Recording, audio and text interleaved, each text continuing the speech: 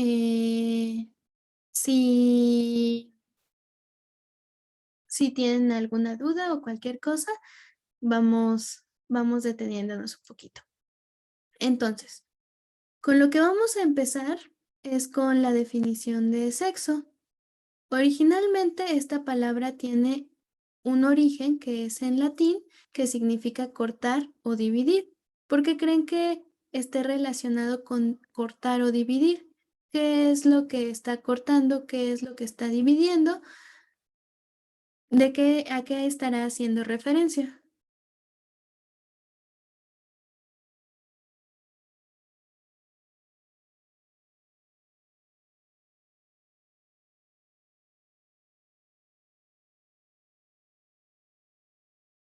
Vamos a ver que en un inicio, exactamente las características de quién.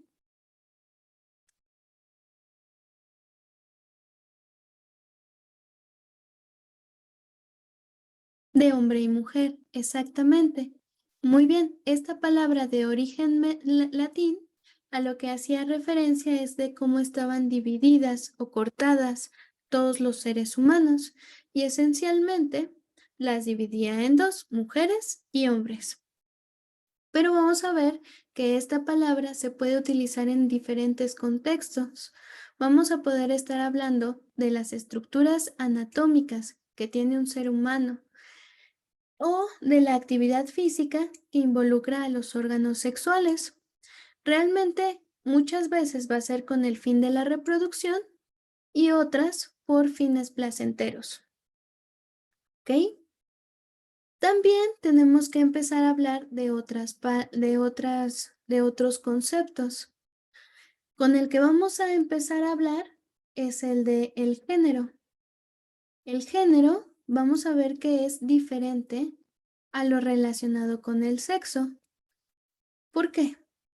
Cuando nosotros hablamos de sexo, nosotros vamos a estar hablando principalmente de estructuras anatómicas, pero el género, vamos a ver que incluye más.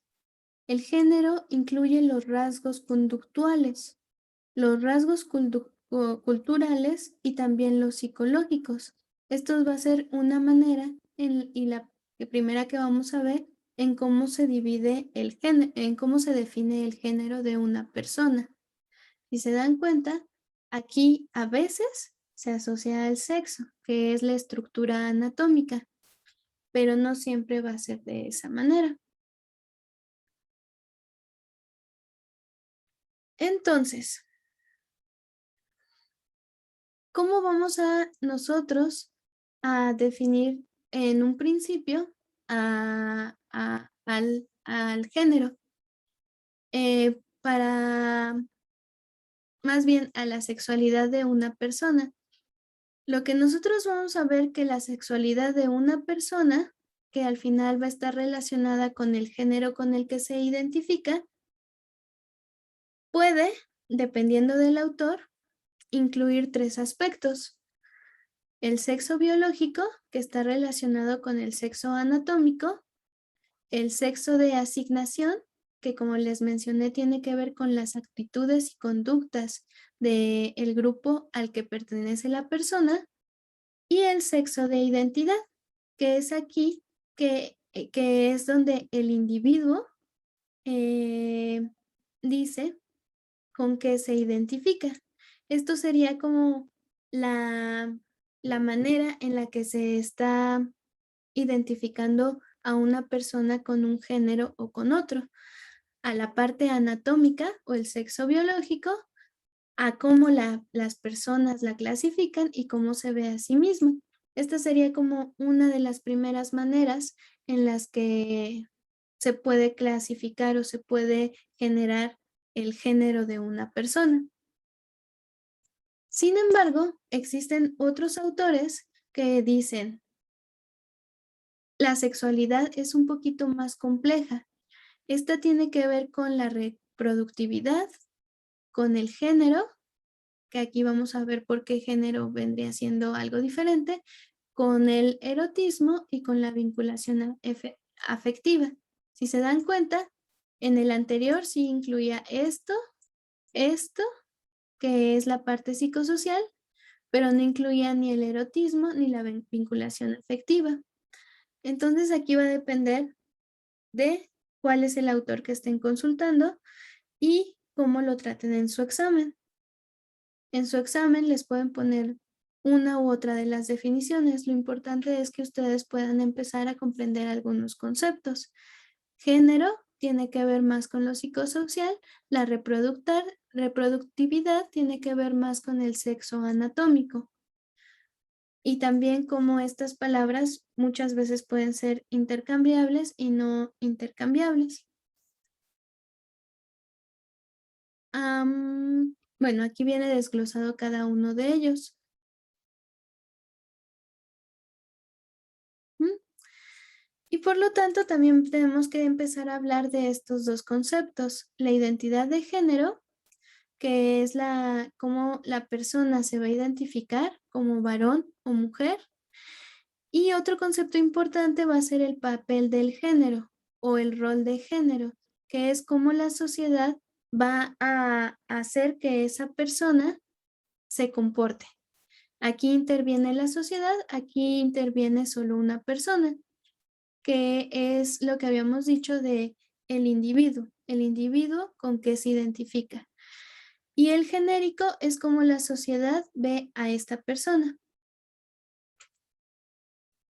Ahora, también tenemos que hacer otras definiciones referentes a la sexualidad y una de ellas es la de gónada. Una gónada va a ser una, una glándula. ¿Qué es una glándula o qué conocen ustedes de las glándulas o qué otra glándula conocen que esté en el cuerpo humano?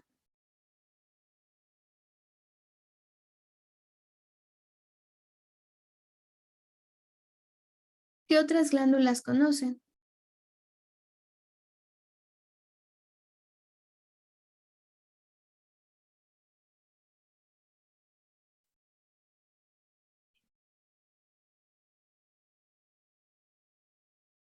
Pues tenemos la glándula tiroidea, tenemos al páncreas, tenemos en la glándula mamaria y al final todas estas glándulas lo que van a tener en común es que van a producir hormonas.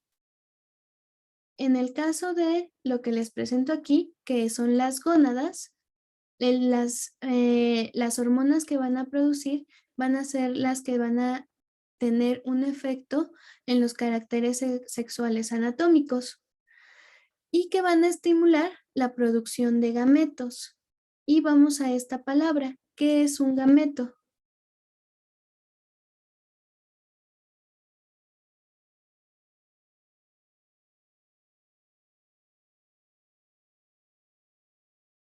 ¿Habían oído alguna vez de los gametos? Los gametos son las células sexuales. Exactamente, como viene aquí al ladito, son las células sexuales. En el caso de las mujeres y de los hombres van a ser diferentes. ¿Cuáles son las células sexuales de las mujeres? Son óvulos y espermas de los hombres. Exacto, muy bien. Serían los óvulos en el caso de las mujeres y los espermatozoides en el caso de los hombres. Y entonces todos estos van a estar producidos, bueno, las gónadas van a producir las hormonas sexuales. Las hormonas sexuales lo que van a hacer a producir es el aumento de la producción de los gametos o en su caso no solo la producción, sino también disminuir esa producción. Entonces cuando ustedes vean glándulas, tiene que ver con la producción de hormonas.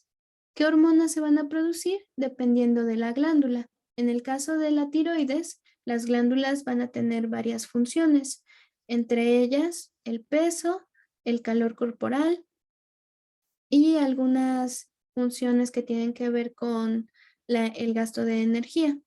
En el caso del páncreas, pues va a tener que ver con las hormonas relacionadas también con el consumo de azúcar o con el no consumo de azúcar, dependiendo de la hormona. En este caso, nosotros nos vamos a centrar un poquito en las gónadas. Las gónadas, hormonas sexuales, y tiene que ver con gametos que van a ser los óvulos o los espermatozoides. Y aquí tenemos algunas hormonas, los estrógenos y la progesterona. ¿Cuál saben o cuáles recuerdan que son las funciones tanto de los estrógenos como de la progesterona? ¿Qué hacen los estrógenos y qué hace la progesterona?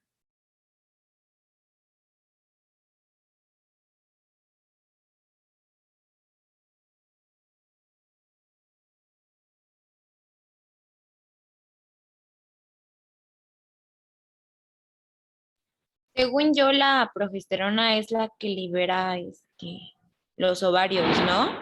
Ajá, es producida por los ovarios, también los estrógenos.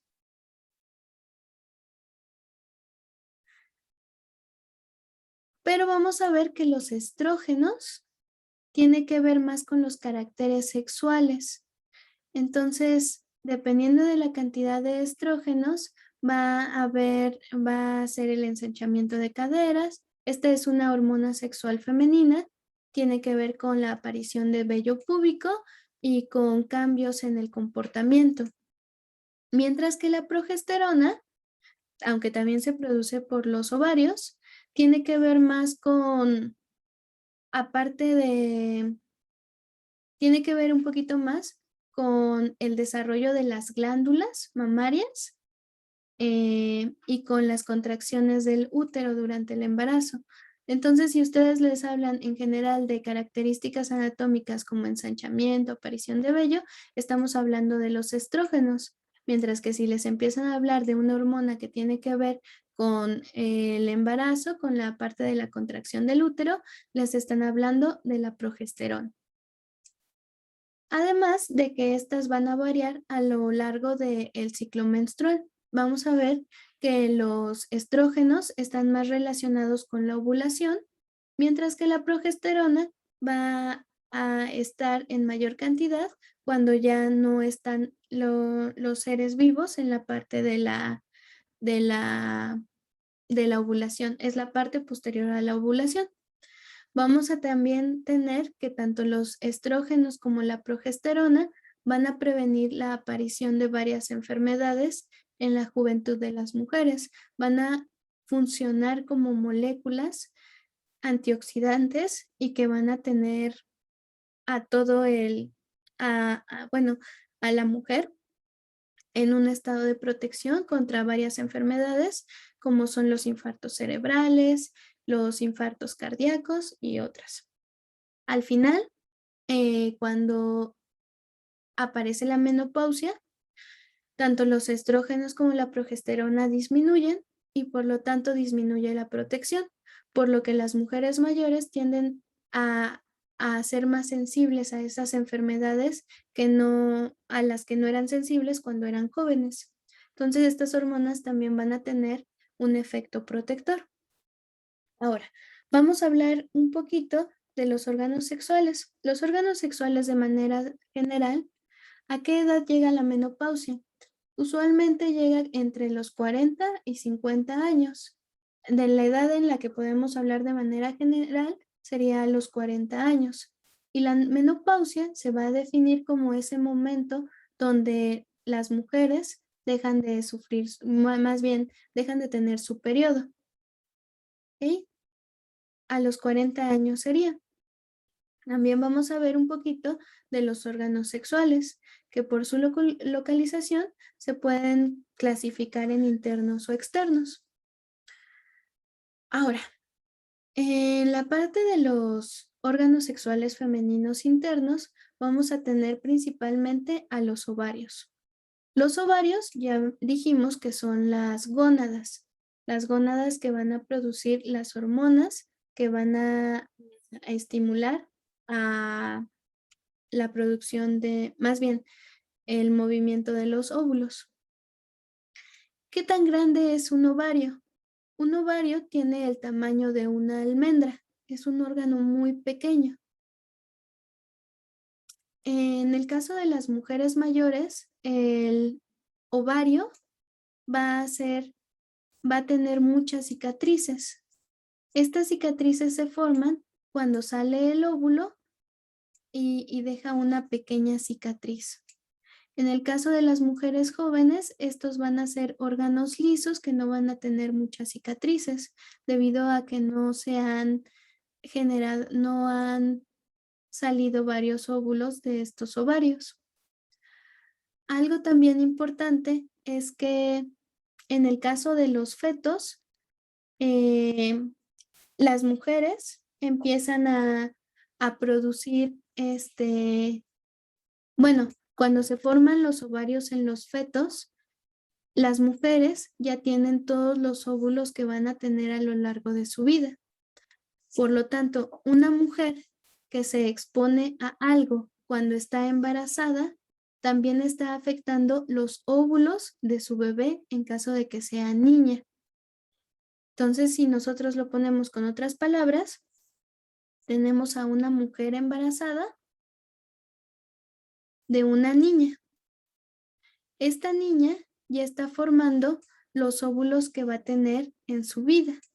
Entonces la mujer no solo se está afectando a sí misma, sino que está afectando a los nietos, porque la niña tiene aquí sus óvulos que va a utilizar a lo largo de su vida. Eso es importante desde la parte de estudios que tienen que ver con varias generaciones. Lo que afectó a la mamá afecta a los nietos. ¿Ok? Eso es algo importante. Los óvulos que vamos a tener a lo largo de la vida se forman desde que somos fetos. Ahora, tenemos también el,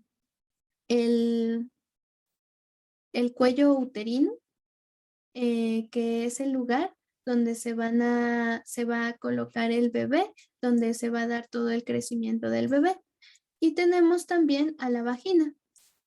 En el caso del útero va a tener la forma de una pera invertida. En este caso lo estamos viendo de lado, pero de frente tiene una forma de P invertida.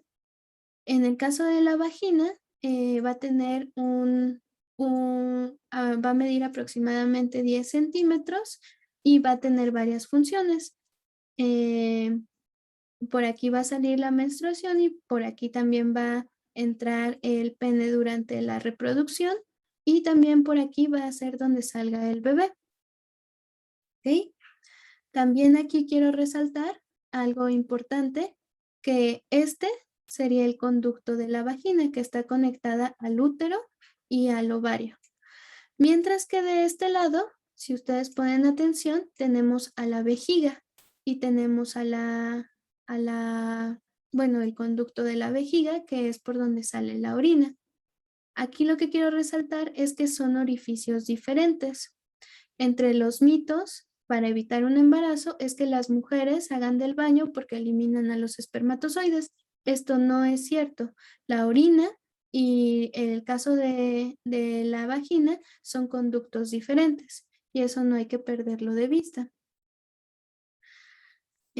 Aquí tenemos una visión de cómo se ve la parte de los ovarios, cómo están conectados en el útero, que es esta parte de aquí. La manera en la que están conectados es a través de esto que son las trompas de falopio. Las trompas de falopio conectan el útero con los ovarios. Y finalmente aquí tenemos a la vagina. ¿Ok? Esto tiene que ver con la anatomía de los órganos sexuales internos.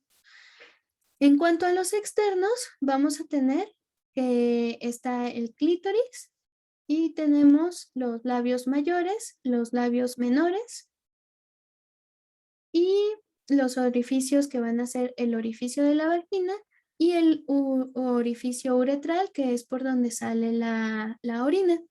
También aquí es tomar en cuenta que tienen una cercanía con el ano. ¿Por qué es importante esta cercanía? Porque tiene que ver con el higiene. Cuando una mujer no tiene una adecuada limpieza de sus genitales, la cercanía con el ano puede generar que tenga infecciones vaginales.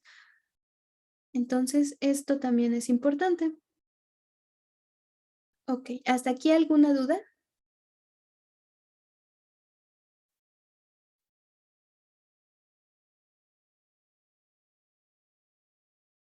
Muy bien. Entonces aquí también tenemos otros órganos que son importantes, que son los senos. En el caso de las mujeres, vamos a tener que los senos van a ser importantes porque van a tener los conductos lactíferos que van a estar relacionados con la lactancia.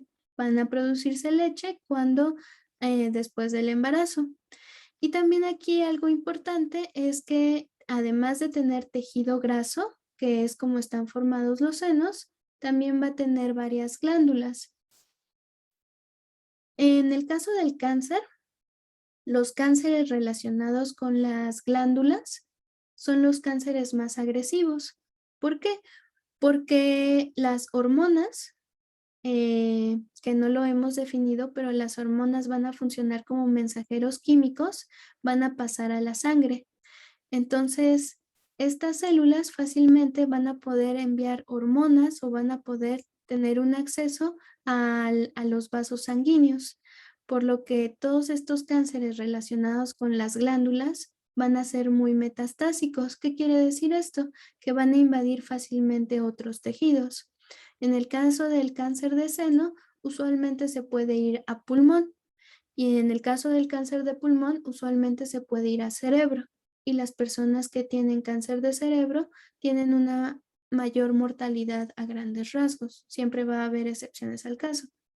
Pero esto va a ser importante, la presencia de estas glándulas en los senos. ¿Ok? Y bueno, estos también son órganos sexuales externos. Bueno, en cuanto a la menstruación, en la parte del útero, lo que sucede es que tenemos el útero. En el útero se va a estar, el útero va a estar recubierto por el endometrio. Este se va a engrosar y va a aumentar su irrigación sanguínea. Esta es la manera en la que el útero se prepara para tener al bebé o para que el bebé pueda empezar a crecer en esta parte.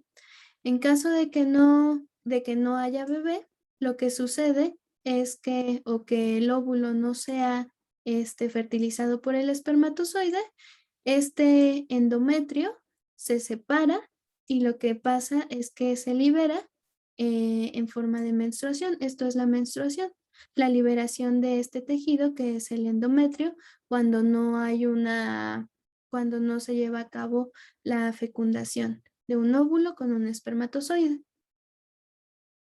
¿Ok? Eso sería la definición de menstruación.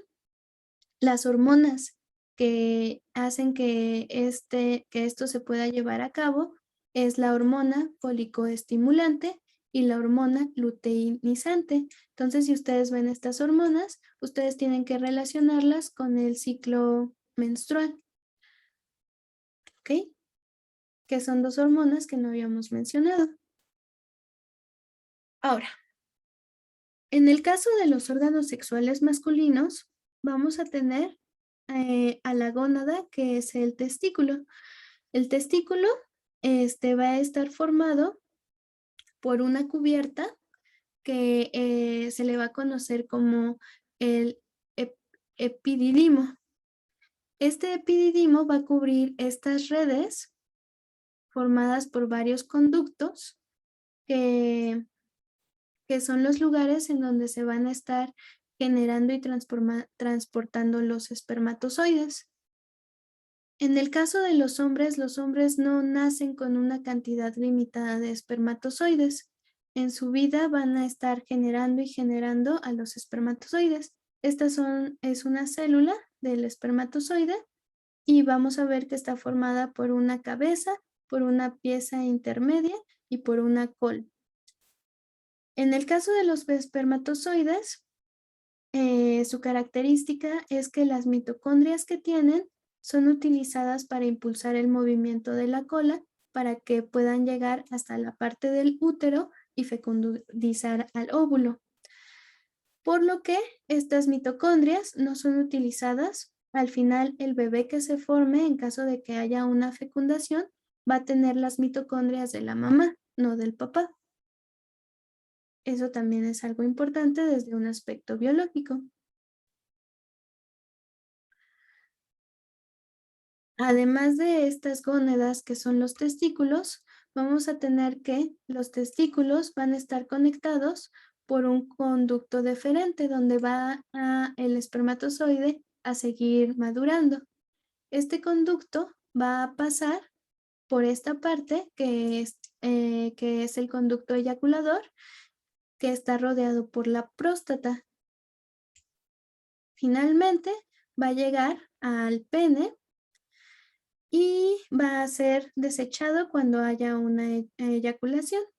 Aquí cabe mencionar que la vejiga urinaria sí está conectada con el pene, por lo tanto, los hombres van a eyacular y van a orinar por el mismo conducto. Aquí también algo importante con respecto a los testículos es que para que haya una adecuada formación de los espermatozoides, la temperatura va a ser importante, por lo que cuando haga frío, los testículos van a ir a la parte de arriba de la pelvis para tener un poco más de calor, y cuando haga calor, los testículos van a bajar. También los bebés pueden llegar a tener algunas enfermedades donde los testículos durante la formación no bajan hasta la parte cercana al pene y se quedan en la parte del estómago del bebé. Para corregir eso, los bebés tienen que ser sometidos a una cirugía. Y bueno, aquí también viene la explicación de las partes. Aquí también quiero resaltar las partes anatómicas del pene. Tiene una cabeza que se le va a conocer como glande, y también no perder de vista estos conductos que más adelante vamos a ver por qué son importantes en los métodos anticonceptivos, que son los que se cortan. Y también mencionar de nuevo que la cubierta de estas gónadas es el epididimio. Y más externamente es el escroto.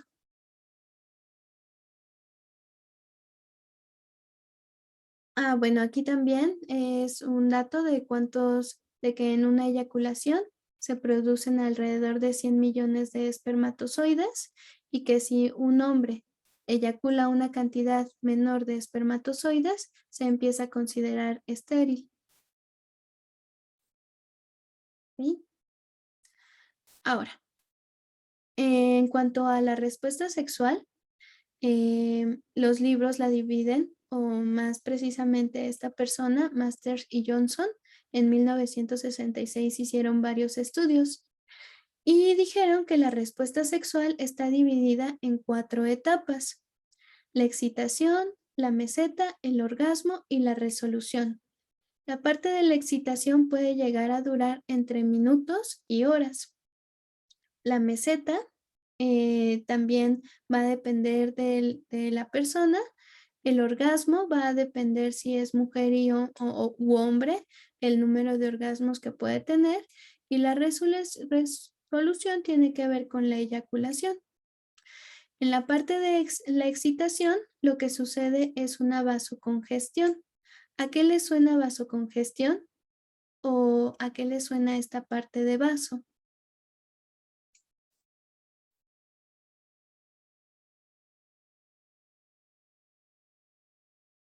Vasocongestión. Puede ser de vasos, de los vasos sanguíneos a través de la sangre. Exactamente, tiene que ver con los vasos sanguíneos. En la parte de la excitación, lo que sucede es que aumenta el flujo sanguíneo. ¿Cómo aumenta? Aumentando la irrigación, o también se le puede llamar la vasocongestión. Al aumentar el flujo sanguíneo en los órganos sexuales, lo que va a pasar es que va a haber una erección en el hombre, y va a haber también una llegada mayor de sangre en la parte de la vagina para la mujer, lo que va a llevar a también una lubricación de la vagina. Entonces, eso es lo que pasa en la excitación, la vasocongestión y la miotonía, que se refiere a la tensión muscular. Esta palabra también la pueden llegar a encontrar en algunos otros padecimientos, como cuando hay una parálisis de la cara, pues estamos hablando de que hay una miotonía, que hay un tono muscular aumentado. Mio viene de músculo, tonía tiene que ver con la contracción muscular. Miotonía, intensa contracción muscular o tensión muscular.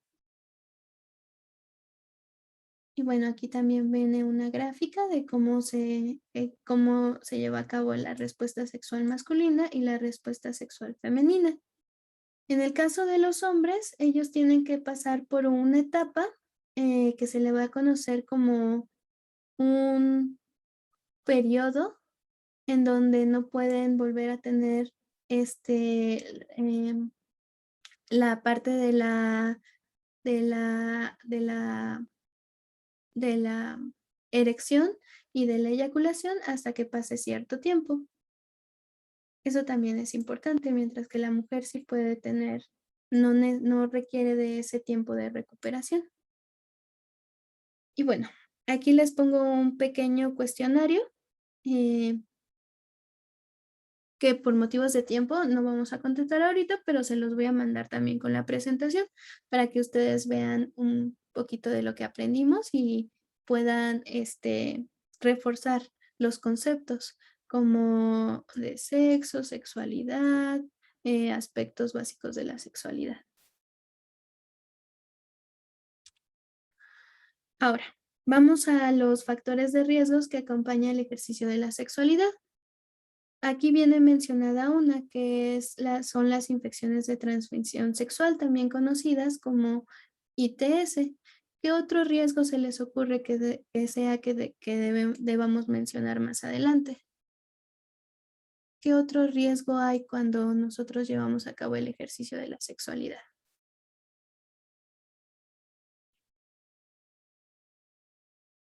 Además de las enfermedades de transmisión sexual. ¿El embarazo? Exactamente, el embarazo principalmente no deseado. Entonces, ahorita lo que vamos a ver son las enfermedades de transmisión sexual. Eh, bueno, estas pueden ser por bacterias, virus, hongos o protozoarios. ¿Qué son los protozoarios? Van a ser principalmente parásitos. Eh, y bueno, vamos a tener que algunas de estas sí van a poder tener un tratamiento y otras ya no van a tener tratamiento. ¿Ok? Y la primera que vamos a ver es la gonorrea. ¿Alguien sabe qué organismo produce la gonorrea?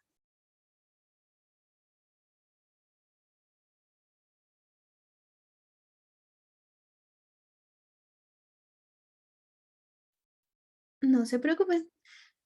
La gonorrea va a ser causada por una bacteria. Y por lo tanto, al ser causado por una bacteria, pues su tratamiento tiene que ver con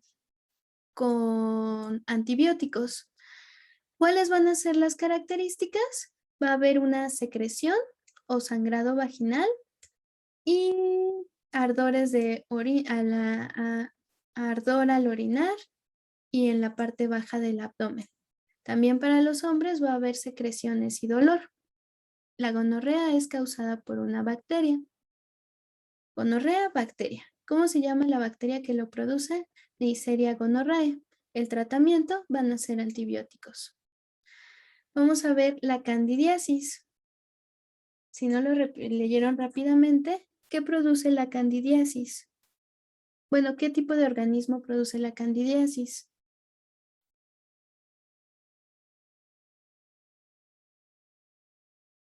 ¿Qué son las cándidas?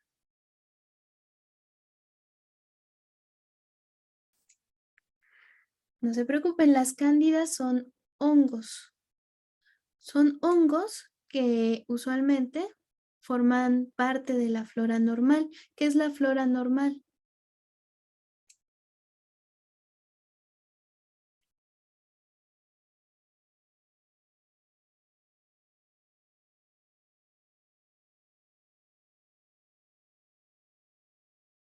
Bueno, actualmente ya no se le llama flora normal, se le conoce como la biota normal y van a ser todos los microorganismos que van a estar presentes en nuestro organismo. También vamos a tener una biota normal en el intestino que nos va a ayudar con la absorción y con la digestión de varios alimentos. En el caso de la vagina vamos a tener que también tenemos una flora normal, una biota normal, utilicen flora, una biota normal. ¿Por qué es importante esta biota normal? Porque también nos va a ayudar a mantener una protección contra otros organismos. Y por lo tanto, ya que también funciona como una protección, muchas veces los tratamientos que se utilizan para eliminar algunas infecciones, lo que hacen es eliminar esta biota normal.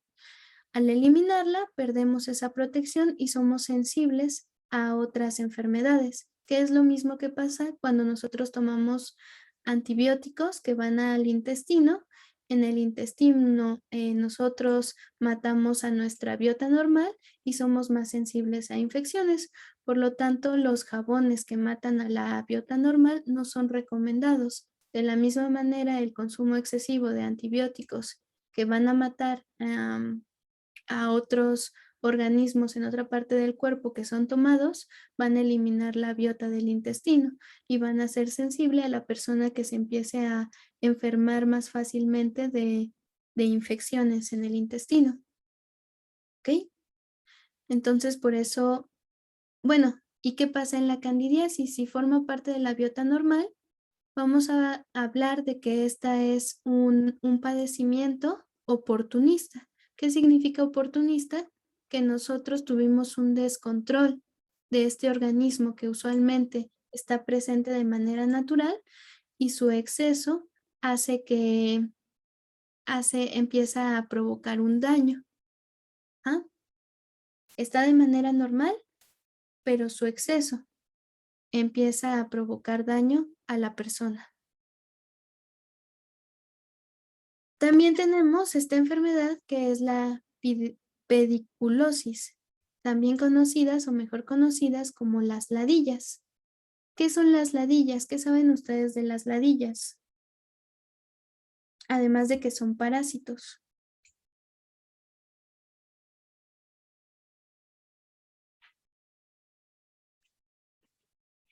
También se les conoce como piojos. Estos piojos pues van a tener un mayor tamaño que las bacterias y que los hongos. Entonces muchas veces van a poder verse a simple vista y se van a depositar en la raíz del vello. Ahora, hay piojos que están en el cuero cabelludo. ¿Ustedes creen que esos piojos que están en el cuero cabelludo puedan pasar al vello púbico de las personas? Sí, ¿no? ¿Quién dice sí? ¿Quién dice no? Digo Frida. que sí.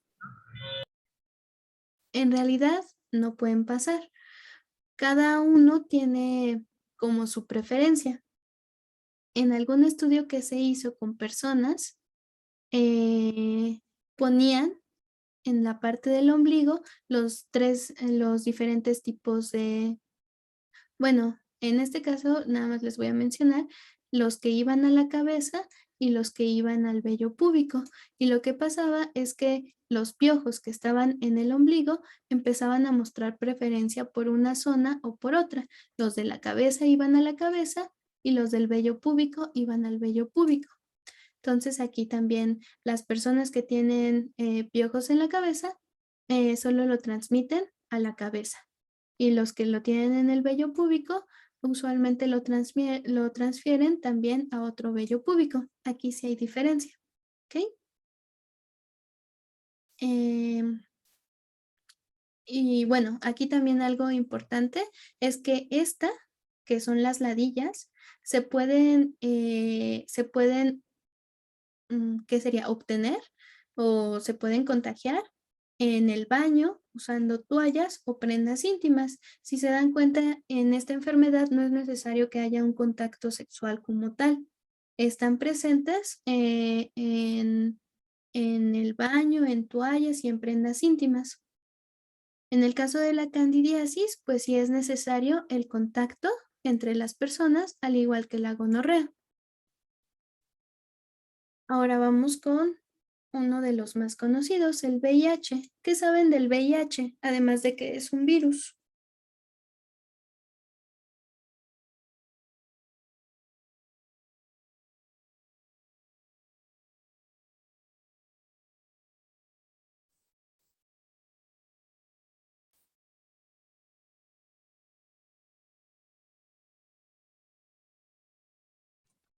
Que es originado por virus y bacterias. Bueno, el VIH como tal, es un virus. Es el virus de la inmunodeficiencia adquirida. Ese es el VIH. Lo que va a causar el VIH, la enfermedad que va a causar, se le va a conocer como SIDA. ¿Qué significa SIDA?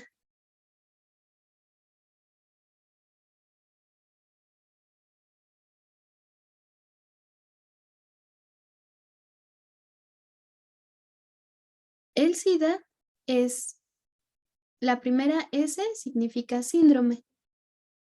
¿Alguien recuerda qué significa la I, la D y la A?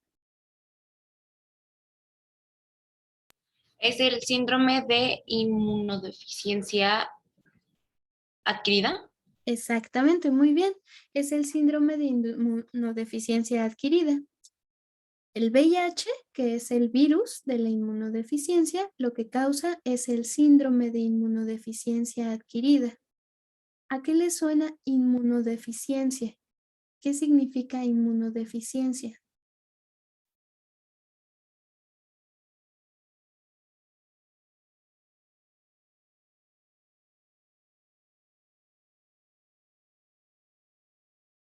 Inmuno, ¿a qué le suena? Que es inmune. Ajá, que es inmune o que tiene que ver con el sistema inmune.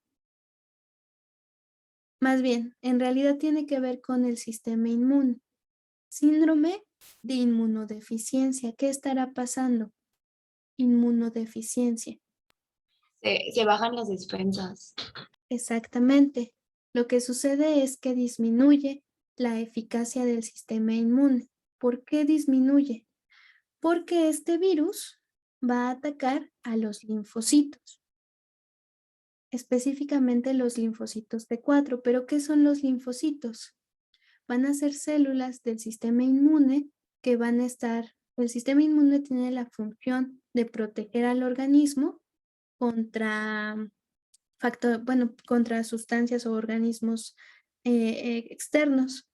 Entonces lo que pasa con este virus es que el virus ataca a las células del sistema inmune. El virus ataca a las células del sistema inmune. Al atacarlas, las disminuye. Y eso hace que las personas pierdan la capacidad de poder reaccionar ante virus, bacterias, protozoarios, hongos, todos los microorganismos. Esto a que nos lleva a que las personas que adquieren este virus, que es el VIH, lo que va a pasar es que no van a morir como tal por el virus, sino van a morir por las infecciones que puedan padecer. Entonces, las personas no mueren por el virus, por lo que hace el virus, sino que mueren porque su organismo disminuye las defensas contra infecciones y contra infecciones principalmente. Entonces, es por lo que mueren las personas, porque disminuye la eficacia del sistema inmune. Y finalmente esto lleva a que padezcan de infecciones, por lo que ocasiona podría ser. Exactamente. Realmente el virus no mata a las personas, sino lo que ocasiona es lo que mata a las personas. Y aquí también hay diferencias. Una persona puede tener el virus, pero puede no desarrollar el SIDA. O sea, va a haber personas que van a ser portadoras de este virus, pero que no van a desarrollar la enfermedad hasta pasados varios años. Entonces, por eso es importante. Una persona puede tener el virus, pero no ser consciente de ello y por lo tanto, contagiar a otras personas. Entonces, gonorrea, bacteria, candidiasis, un hongo. pediculitis es un parásito que va a ser el piojo. El VIH va a ser un virus. Aquí también tenemos otras enfermedades como el herpes genital. Aquí algo es importante del herpes. No sé si ustedes, bueno, ¿qué saben ustedes del herpes?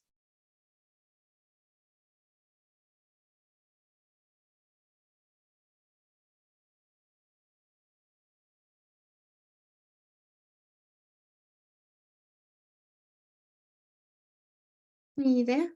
No hay ningún problema, para eso estamos aquí. El herpes va a ser causado por un virus. Y va a causar fiebre. El problema del herpes es que es un virus que cuando te da, ya nunca se vuelve a ir. Y dependiendo de la carga viral, es como se va a manifestar la enfermedad. Cuando la carga viral sea mayor, se van a manifestar las características del herpes, que va a ser la presencia de llagas o ampollas. Dependiendo del herpes, que el tipo de virus de herpes que te ataque, puede ser en la parte de los genitales, pero también puede atacar la parte de los labios. En la parte de los labios que están en la cara, nosotros lo vamos a ver como fuegos o como fogazos. Entonces es un virus muy, muy contagioso. Si ustedes tienen fogazos, pueden ser también causados por varias cosas, pero en el caso de que sean causados por herpes o conocen a alguien que tenga fuegos, que ustedes cuando lo vean no van a poder saber si es herpes o no, porque los fogazos pueden ser producidos por varias cosas, pero en el caso de que sean herpes, si una persona, por ejemplo, agarra una cuchara, tiene herpes y se la pasa a otra, lo más probable es que la persona quede contagiada también de herpes.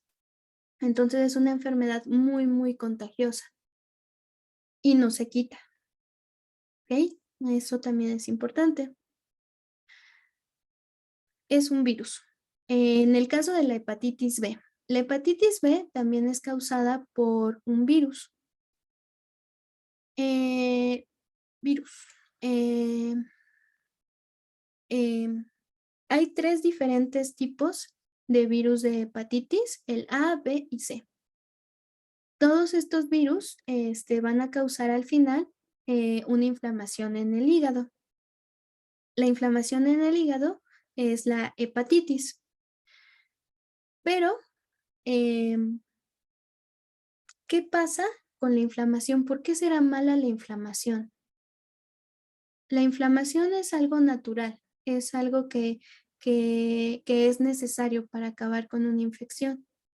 El problema es cuando esta inflamación no tiene una resolución adecuada. Cuando no tiene una resolución adecuada, lo que sucede con la inflamación es que forma un endurecimiento del tejido, o bueno, el tejido pierde su función, se endurece y ya no deja de funcionar. En el caso del hígado, lo que sucede o dejar de funcionar es la cirrosis.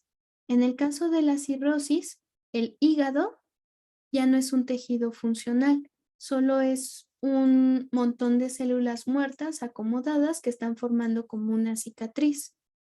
Pierde su función. Y ese es el problema de la hepatitis. Primero se inflama, pero esta inflamación puede llegar hasta cirrosis. Si llega a cirrosis, el hígado deja de funcionar. Y vamos a ver que el hígado es como el laboratorio del cuerpo, sirve para desintoxicar, sirve para producir glucosa. Es muy importante el hígado. Entonces, una falla hepática o un fallo del hígado, debido a que la cirrosis fue muy grande, nos lleva a la muerte. Entonces, eso es importante. Y también por eso se hace mucho control con las transfusiones de sangre, porque una vez que de que el virus está presente, también está presente en la sangre, al igual que el VIH, y por eso el VIH también se puede contagiar por sangre, no por saliva. El VIH no se contagia con contacto, mano a mano o con saliva, simplemente se contagia por relaciones sexuales. En el caso de la hepatitis B, esta es la que causa la enfermedad venérea. La hepatitis A y la hepatitis C se pueden contagiar con alimentos contaminados, con heces, y llevan a lo mismo, a la inflamación del hígado y a la cirrosis. ¿Ok? Esa fue la hepatitis. Y vamos a ver estas dos más. La sífilis. La sífilis es contagiada por una bacteria. ¿Ustedes habían escuchado de la sífilis o conocen algo de la sífilis?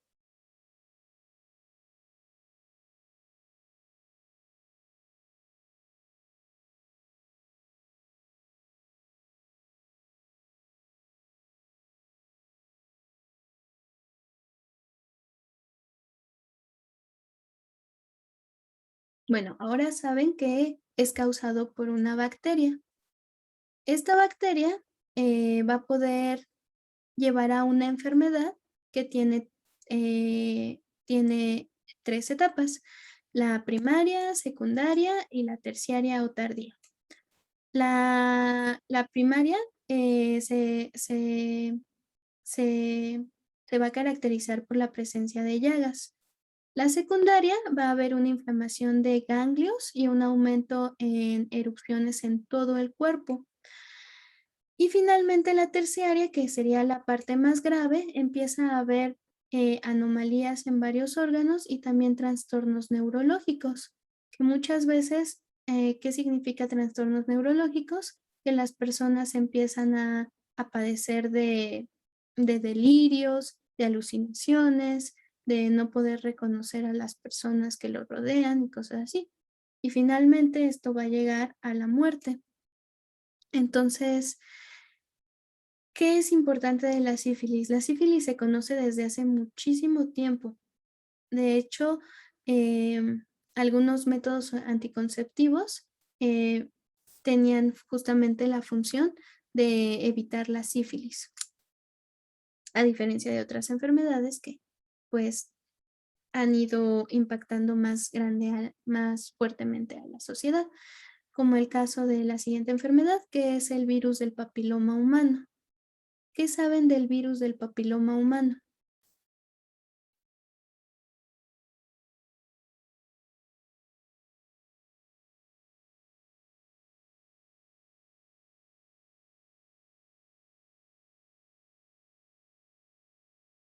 Bueno, rápidamente, como ya se está acabando el tiempo, el virus del papiloma humano va a tener muchas variantes, así como ahorita o como el virus de la influenza o el coronavirus, va a haber varias variantes del virus del papiloma humano.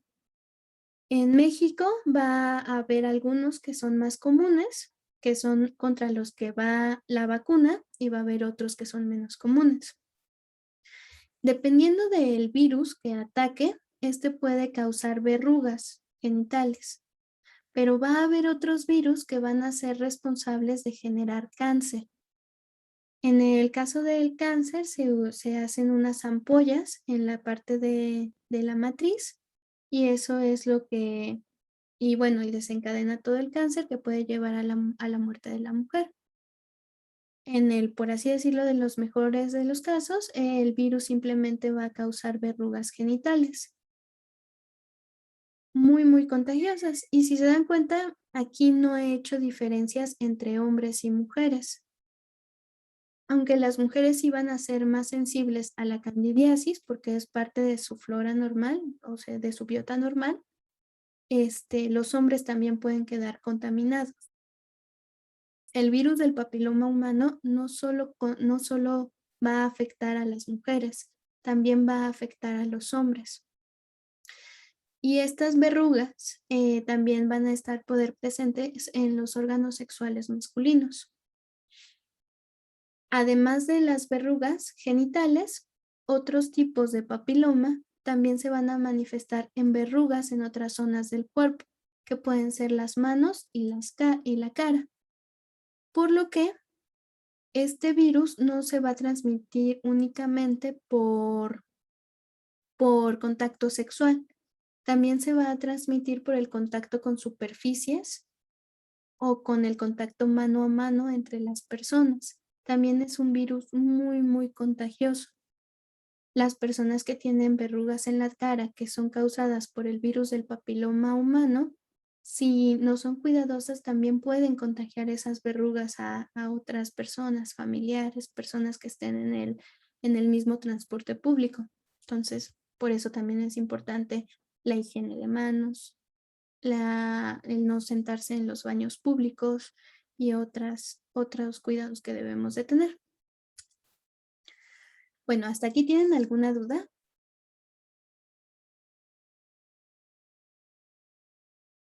No, Miss, todo bien. Ok, Gracias. de nada. Y bueno, esto también es porque forma parte de